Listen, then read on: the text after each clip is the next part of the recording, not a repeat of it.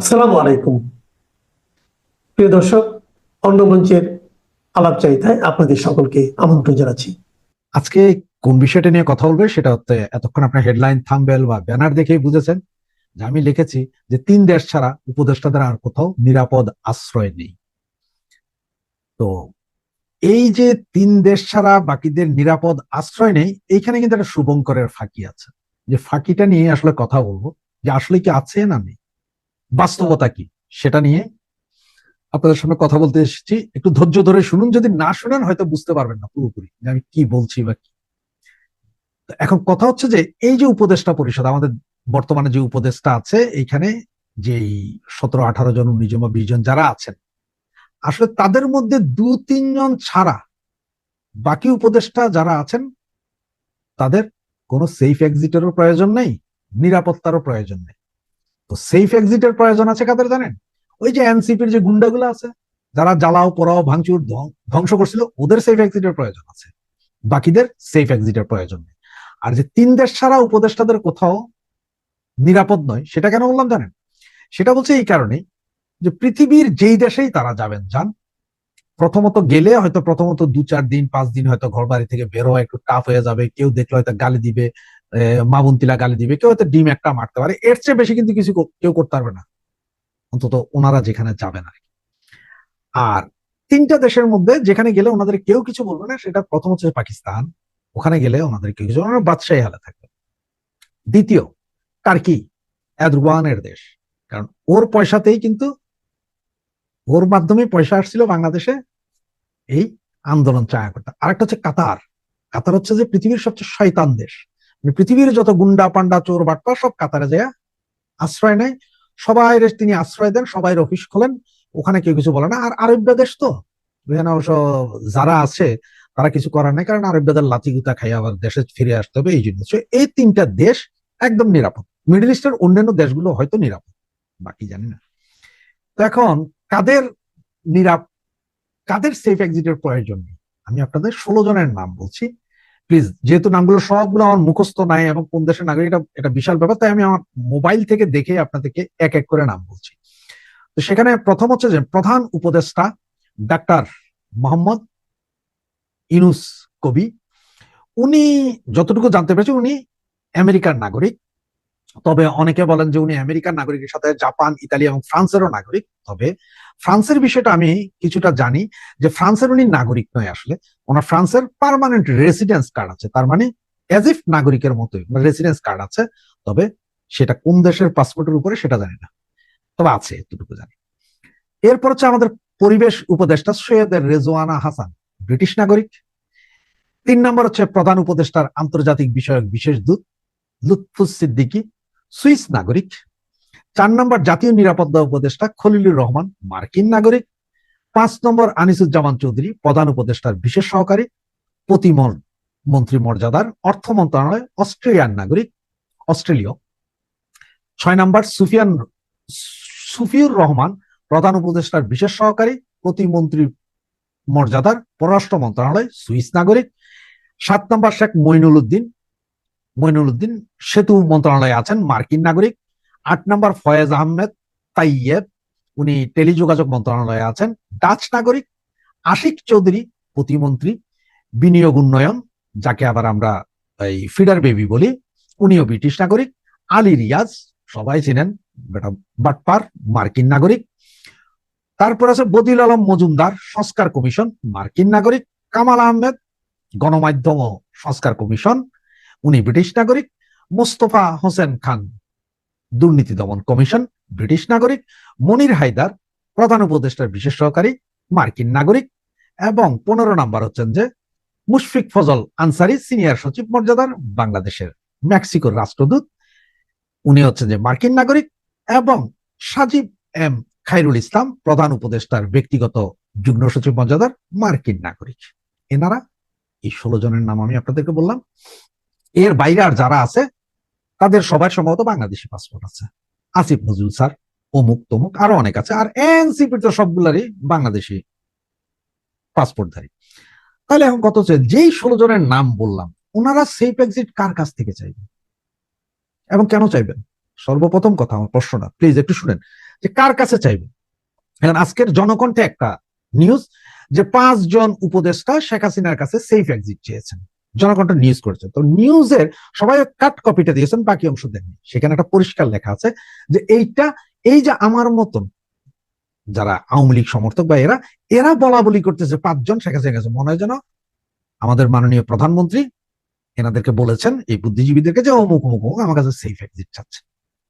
এখন ভাই অনেকের আজকের আমার এই ভিডিওর এই কথাগুলো অনেকের হয়তো বিরক্ত লাগতে পারে যে আমি কেন কথাগুলা অনেক কথা হয়তো আওয়ামী লীগ বিরোধী হয়ে যাচ্ছে কিনা, এই জন্য বিরক্তি লাগতে পারে। কিন্তু বিরক্তি নেই, যেটা বাস্তব সেটা একটু শুনেন, কারণ এটা শুনলে বা এটা বুঝলে আমাদের জন্য ভালো।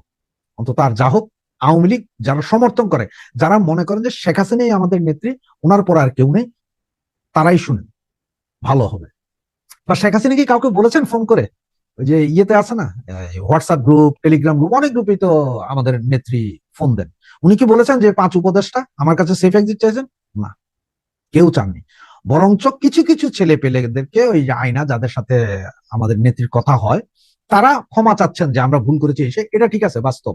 আর তারা বাংলাদেশে থাকতে হবে তো, সুতরাং 6 মাস পরেও যদি আওয়ামী লীগ মাজা তুলে দাঁড়ায় যায় তখন তো সবার খবর আছে, এটা তারা জানে। সুতরাং ক্ষমা প্রার্থনা করছে, ভুল বুঝছে, ক্ষমা প্রার্থনা, দ্যাটস অ্যানাদার থিং। কিন্তু এই যে উপদেষ্টাদের সেফ এক্সিট সেফ এক্সিট সবাই লিখতেছেন, বলতেছেন আরে সেফ এক্সিট হইতে হবে। সেফ এক্সিট আপনারা জিগাইবে? এই যে 16 জনের কথা বললাম, সব ব্রিটিশ, আমেরিকান, মেক্সিকান পাসপোর্টধারী, তারা আপনারা জিগাইতেও হবে না, কারণ তাদের ঠেকানোর ক্ষমতা বাংলাদেশের কোনো গভর্নমেন্টের নেই। যেই গভর্নমেন্ট, জাহান্নাম গভর্নমেন্ট। আপনি বলতে পারেন যে কিভাবে ভাই? এক্সাম্পল, আমি একদম এক্সাম্পল দিলাম যে যেহেতু আমাদের মাননীয় প্রধানমন্ত্রী শেখ হাসিনা এখনো ক্ষমতা ছাড়েননি, ধরেন কালকে ভোরে উনি 10টার দিকে ফ্লাইটে আসতেছেন, কোথায়? ঢাকা শহরে। আর্মি, বিডিআর, পুলিশ সব এক হয়ে গেলেন যে ওকে আমরা মাননীয় প্রধানমন্ত্রীকেই কোথায় আনবো? ঢাকাতে, আবার ক্ষমতায় বসাবো। ওনারা এই 16 জনের একজনের একটা পশম ছিটতে, কারণ এই 16 জন যে যেই দেশের নাগরিক, সে সেম সেই দেশের এম্বাসিতে উঠে যাবে। এম্বাসির দায়িত্ব তখন তার দেশের নাগরিককে বাঁচানো। এক্সাম্পল দিয়ে একটু বুঝাই দিই, তাহলে মনে আরো ভালো বুঝবেন। এক্সাম্পল, আমি ফ্রেঞ্চ সিটিজেন।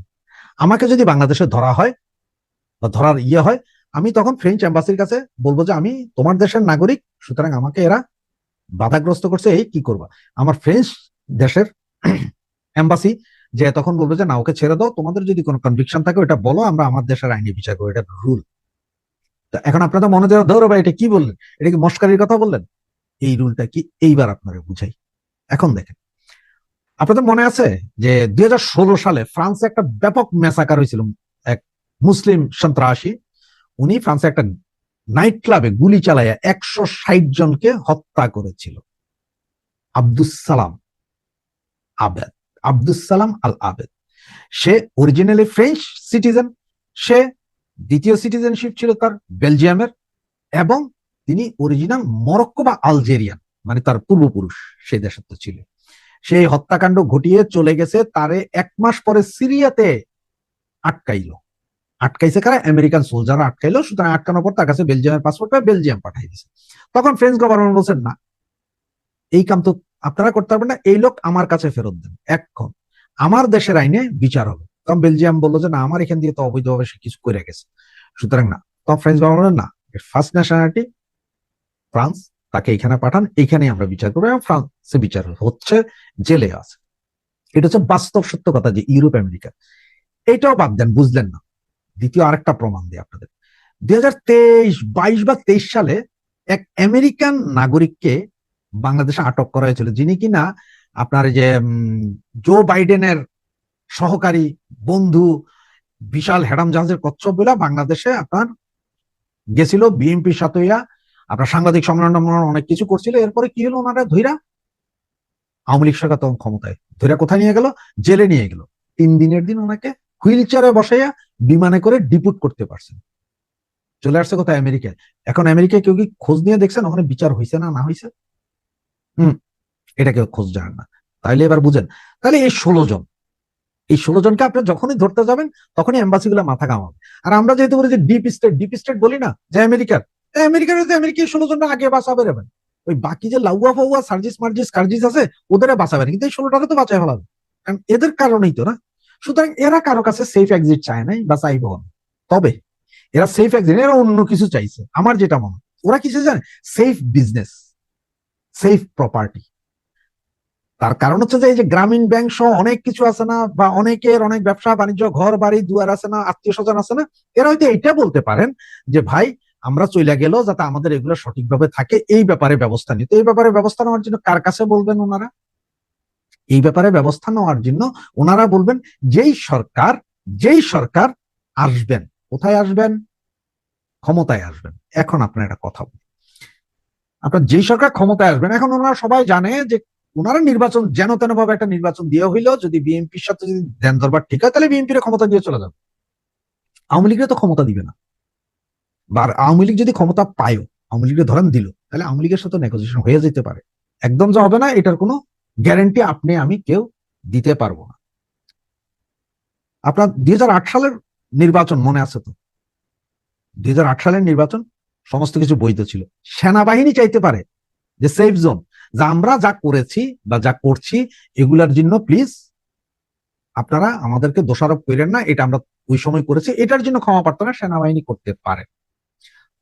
এই হচ্ছে যে মূল কাহিনী। তাইলে আপনারা এই যে সেফ এক্সিট, অমুক সেফ এক্সিট চাচ্ছে, অমুক 5 জন সেফ এক্সিটের ঘোষণা দিচ্ছে, অমুক 5 জন আমাদেরকে না না না, কেউ আপনাদের কাছ থেকে সেফ এক্সিট চায় নাই, বা কারো কাছ থেকে চায় নাই 16 জন। আসিফ নজরুল সেফ এক্সিট চাইতে পারে, তবে কি হবে জানেন? সেফ এক্সিট আসিফ নজরুল চাইবে কেন? সে তো যখন বুঝবে যে বিপদ ঘনায় আসছে, তারা তো 3 দিন আগেই পালায় যাবে। 2024 5ই আগস্ট তো মনে আছে। কে কিভাবে উপরে থুতু মারলে নিজের গায়ে পড়ে, সেটা আপনাদেরকে আর একটা বাস্তব প্রমাণ দিই। একটু ধরে রাখেন যে বারবার সেফ এক্সিট বলতেছেন, সেটা হচ্ছে যে এই যে আমাদের ইয়ে আছে না, কি বলেন, আমাদের সাবেক পররাষ্ট্রমন্ত্রী বেলজিয়ামে আছেন, আওয়ামী লীগের, নামটা ভুলে গেলাম, মনে নাই, বা বুড়ো হয়ে গেছে, বা ডায়াবেটিস আছে, ভুলে গেছে ওনার নাম, কি জানি নাম। আচ্ছা, ওনাকে কিন্তু ধরছিল, সেটা ছবি ভিডিও ফুটেজ সহ আছে। ধরার 5 দিনের মাথায় উনি আবার দেশ ত্যাগ করেছিলেন। উনি দেশ ত্যাগ করেছিলেন বেলজিয়াম পাসপোর্ট দিয়ে। কেউ ধরছে? দেশ ত্যাগ করছেন বেলজিয়াম পাসপোর্ট দিয়ে। যেদিন উনি দেশ ত্যাগ করছেন তখন কিন্তু অলরেডি শেখ হাসিনা সহ সবার বাংলাদেশি পাসপোর্ট বাতিল হয়ে গেছে। তাহলে উনি বের হলেন কেমনি? Passport Belgium. 5ই আগস্টের আগেও তো অনেকে বের হয়ে গেছেন না? ভিডিও কনফারেন্সের কলগুলো শুনছেন না? যে কেউ কেউ এমনও বলতেছেন যে প্রাইম মিনিস্টার, প্রেসিডেন্টকেও বলতেছেন যে একটু ফোন দিয়া এসআই সাহেবরা বলেন, গর্দব গুলা বের হয়েছে না? ওরা কি সেফ এক্সিট চাইছিল কারো কাছে? না, সবাই বের হয়ে গেছে, একজনও নাই, সব বের হয়ে গেছে। তাহলে আপনারা কিভাবে মনে করেন যে এখন যারা এই যে ক্ষমতা চালাচ্ছে তারা আপনাদের কাছে বা বিএনপির কাছে, জামাতের কাছে সেফ এক্সিট? না, তারা যদি দেখে যে তাদের অবস্থান খারাপ, তারা সটকে পড়বে। এবং ডুয়েল সিটিজেনশিপ, 16 জনের ডুয়েল সিটিজেনশিপ আছে।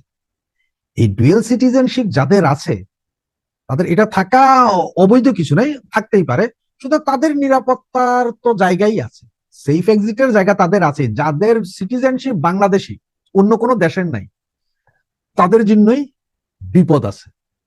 তাদের ঠেকাবেন কিভাবে? আর ওই যে আমি বললাম যে 3 দেশ ছাড়া বাকি দেশগুলোতে নিরাপদ না, আসলে নিরাপদ না সেটাও কতদিন জানেন? হয়তো সর্বোচ্চ 1 মাস, 1.5 মাস, 2 মাস, এর বাইরে কিছুই না ভাই। কেন বলতেছি সেটাও বুঝাই দিই আপনারা। 75 সালের 15ই আগস্ট, 1975 15ই আগস্ট বঙ্গবন্ধুকে হত্যা করার পরে যারা ছিলেন, জীবিত যারা ছিলেন, সবাইরে তো বিভিন্ন ভাবে দেশ থেকে বের করে দেওয়া হয়েছে। ওরা এখনো আছে না অনেকে জীবিত? ওদের কাউরে কি আপনারা একটা ফুলের টোকা দিতে পারছেন? পারেন নাই। তো এখন এরা বেরোয় গেলে আপনাদের 6 মাস ডিম পর্যন্ত মারবেন। এখানে কেউ কাউকে থাবড়ায় না, কিলায় না, ঘুষায় না। তার কারণে সবাই যার যার চিন্তা করে। আর যেহেতু সিভিলাইজ কান্ট্রিতে থাকে, ওগুলা হয় না। তার হলে বহু আগেই আপনারা পারলে পিনাকিরে পিটাই দিতে পারতেন। ঠিক আছে না? এই যে লন্ডনে এখন তো 5 জন মিনিস্টার আছে, কই বিএনপির কেউ কি যে এই মিনিস্টারদের মারছে, নাকি আপনাদের হেডাম খুব বেশি? না না না। বা আপনাদের হেডাম খুব বেশি, তারেকেরা মারান তো দিয়ে? কেউ মারবে না, কারণ কেউ তার নিজের পাছায় আঙ্গুল দেয় না। সুতরাং এসব ফাউলগিরা বাদ দিয়া কে যাবে কে না যাবে, যদি আটকাইতে পারে সেটা হচ্ছে এয়ারপোর্টে হয়তো আটকাইতে পারেন, যদি তাও, যদি মনে করেন যে ওদের আটকাবে, পাবলিক আটকাবে এয়ারপোর্টে, আর তা না হইলে না। ওদের এখন মূল ধান্দা যেটা, সেফ বিজনেস, ঘর বাড়ি। কারণ হচ্ছে যে ওনারা যখন চলে যাবে, ইনুস কাকার কোনো কিছুই তো থাকবে না। গ্রামীণ ব্যাংক, গ্রামীণ ইউনিভার্সিটি, গ্রামীণ টেলিকম থেকে শুরু করে যত গ্রামীণ আছে, কিছু কি থাকবে? অন্য যাদের যা আছে এগুলোর কি কিছু থাকবে? আর বাকি যাদের নাই, তারাও এত বেশি টাকা আমেরিকা ইউরোপে পাঠায় রাখছে যে ওই টাকা দিয়ে ওনারা এখান থেকে রেসিডেন্স পারমিট কেনার মতন ক্ষমতা আছে। এবং হয়তো অনেকে অলরেডি 1 বছর টাইম, হয়তো অনেকে গোল্ডেন ভিসা, মিসা, সৌদি, দুবাই, উমুক তমুক সব জায়গায় তো পয়সা দিয়ে করেও ফেলতে পারে। কারণ 6 মাস থেকে 8 মাস, 1 বছরের ভিতরে পয়সা হইলে ভাই বাঘের চোখও পৃথিবীর সব দেশে পাওয়া যায়, সেটাই করতে পারে। সুতরাং এই হচ্ছে যে মূল থিওরি। সুতরাং প্লিজ ওই যে সেফ এক্সিট চাইছে অমুক, সেফ এক্সিট চাইছে তমুক, এদেরকে সেফ এক্সিট দেওয়ার জন্য সরকার, না না না না, কেউ কারো থেকে সেফ এক্সিট চায় না। কারণ এই মুহূর্তে যারা আছে সবাই পরিপূর্ণ 100% সেফ এক্সিটেই আছে। ওদের একটা পশম ছিঁড়ার ক্ষমতাও বাংলাদেশের গভর্নমেন্টের কারোই নেই। এবার যেই গভর্নমেন্টই আসবে আসুক, যেই গভর্নমেন্টই আসবে আসুক। আর একটা জিনিস আরো ভালো করে বুঝেন, হ্যাঁ, আমাদের সজীব ওয়াজেদ জয়, ওনার পাসপোর্ট বাতিল করার পরে কি করছে উনি? আমেরিকান পাসপোর্ট নিয়ে নিয়েছে, উনি তো এমনি রেসিডেন্সিয়াল পাসপোর্ট নিয়ে নিয়েছেন। পুতুলেরও পাসপোর্ট আছে, আমাদের রেহানা আপারও পাসপোর্ট আছে, টিউলিপ সিদ্দিকেরও পাসপোর্ট আছে, সবার পাসপোর্ট আছে, সবার বিদেশি পাসপোর্ট আছে। এনারা কি এখন পৃথিবীর কোন দেশে যাইতে হইলে বা ইয়ে করতে হলে সেফ এক্সিট বাংলাদেশ থেকে, ইউনিট সরকার থেকে চাইতে হবে? হবে না। তো এটা হচ্ছে যে মূল কাহিনী। সুতরাং এগুলো নিয়ে ঝগড়া ফাসাদ না করে কিভাবে আমরা শেখ হাসিনার নেতৃত্বে ঐক্যবদ্ধ থেকে এই জুলুমের হাত থেকে বাঙালিকে বাঁচাতে পারবো, সেটাই হচ্ছে যে আমাদের মূল টার্গেট।